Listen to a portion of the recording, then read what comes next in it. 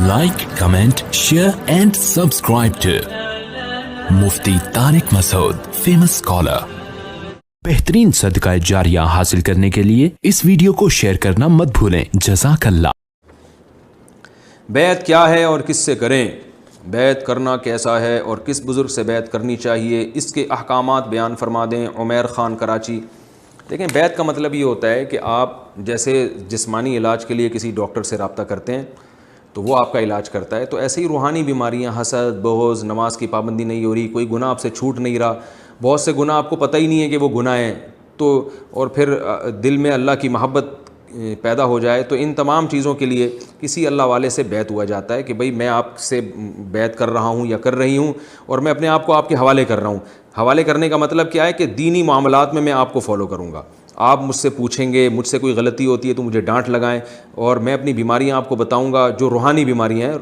ये रूहानी से मुराद जिन चुड़ैल भूत नहीं, ये रूहानी से मुराद यही कि गुनाह नहीं छूट रहा, तो आप मुझे मेरे हालात सामने रख कर मुझे नुस्खा बताएंगे। जैसे हर डॉक्टर जो है ना मरीज़ के हिसाब से दवा तजवीज़ करता है, वरना तो सारे खुद ही डायरेक्ट मेडिकल स्टोर पहुंच जाएं। दवाएं तो हर बीमारी की हैं, लेकिन डॉक्टर बताता है कि ये बीमारी आपके लिए मुनासिब भी है या नहीं है। तो ऐसे ही गुनाह छुड़वाने के जो है ना बहुत सारे तरीक़े हैं। हर तरीक़ा हर एक के लिए नहीं होता, वो जिससे आप बैत होते हैं वो आपको बताता है, क्योंकि वो आपके हालात को जानता है अच्छी तरीके से। आप उसके साथ रहेंगे तो उससे फिर आहिस्ता आहिस्ता दुनिया की मोहब्बत कम होती है। तो ये तसव्वुर है बैत का।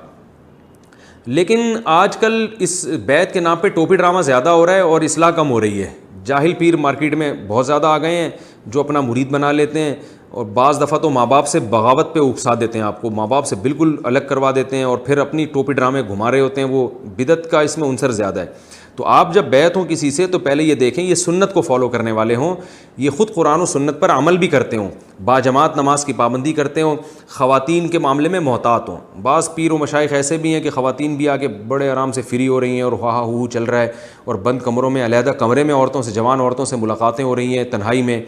ये बिल्कुल हराम है, नाजायज़ है। ये आदमी तो ख़ुद इस्लाह के काबिल है, ये दूसरों की इस्लाह कहाँ करेगा।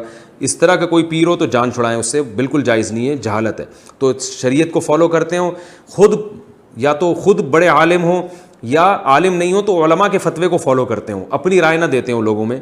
तो इस तरह से अगर कोई ऐसे आलिम मिलते हैं तो उनसे यकीनन बैत होना चाहिए जो शरीयत को फॉलो कर रहे हो। इस बैत की बड़ी बरकतें होती हैं। मैं भी बैत ही हूँ, जो आज टूटा फूटा अल्लाह मुझसे दीन का काम ले रहा है तो मैं भी किसी बुज़ुर्ग के हाथ पे बैत हूँ, उनसे हिदायत लेता हूँ और जो है गाइडेंस लेता रहता हूँ उनसे। और एक वक्त तक इंसान को अपने आप को किसी का ताबे बना के रखना चाहिए। ये जो आजकल छोटे छोटे बच्चे आ रहे हैं और एकदम से वो कौम के कायदीन बन जाते हैं, ये ख़ुद भी डूबते हैं, लोगों को भी मरवा देते हैं। तो अपने आप को अपने बड़ों के फरमाबरदार बना के चलना चाहिए।